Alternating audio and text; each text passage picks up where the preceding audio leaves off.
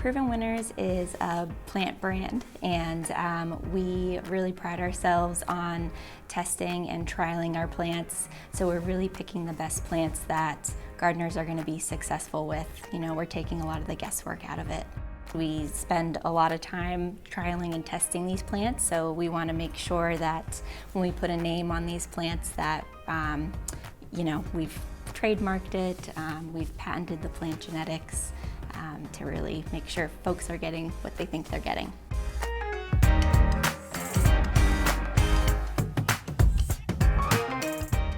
It was really rewarding to be picking out plants that I knew were bulletproof. You can go to the garden center, take this home, you're gonna grow it even if you don't have a green thumb.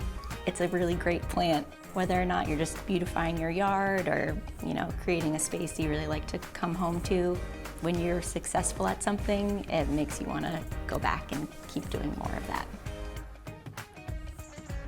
In order to continue inspiring people to get outdoors, we need to keep having people in the horticulture industry to support that.